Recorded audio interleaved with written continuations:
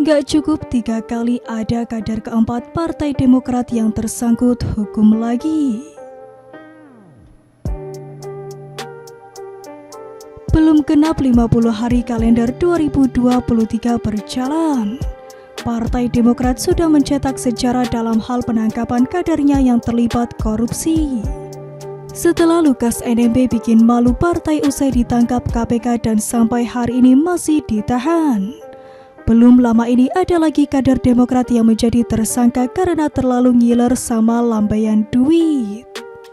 Kali ini kabar yang tak mengejutkan ini datang dari pernyataan Kejaksaan Tinggi Sumatera Selatan yang menurut lansiran dari Detikcom telah menetapkan tersangka baru dalam kasus korupsi dana hibah 1,8 miliar rupiah di Bawaslu Prabu Muli.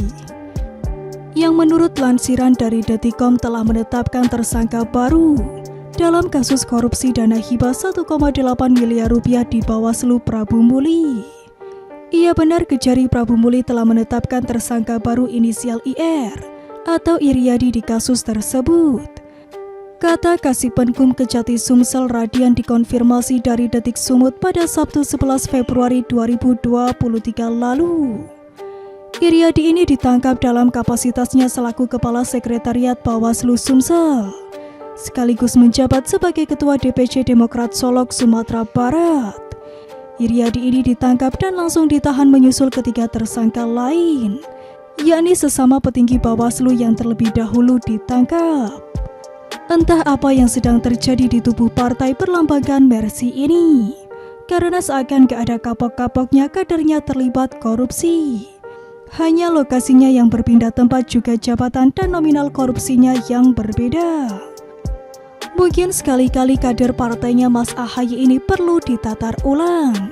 Kalau perlu selama 7 hari 7 malam sambil melakukan ritual mandi kembang.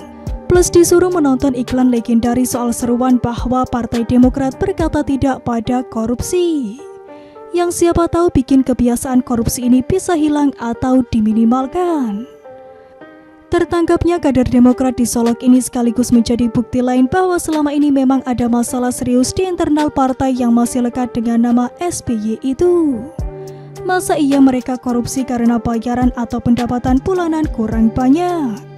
Kalau kita ingat, masalah korupsi ini bukanlah satu-satunya problem yang bikin AHY puyeng mengawali 2 bulan pertama di kalender 2023. Karena selain Lukas NMB dan Iriadi, ada 2 kader lain yang ditangkap karena kasus narkoba dan perbuatan asusila. Sungguh amazing sekali bukan? Ini kalau dalam istilah sepak bola, kader Demokrat sudah bikin 4 gol alias squad trick, tapi dilakukan ke gawangnya sendiri alias melakukan gol-gol bunuh diri. Yang normalnya tak hanya bikin malu tapi bisa menjadi beban mental bagi sang pelatih tim tersebut. Kasihan juga Mas AHY. Gara-gara kenakalan kadernya itu citra partai semakin rusak. Kini kapal Demokrat juga tampak semakin miring dan oleng. Mungkin sebentar lagi tenggelam. Mundur sajalah Mas AHY. Begitulah kura-kura.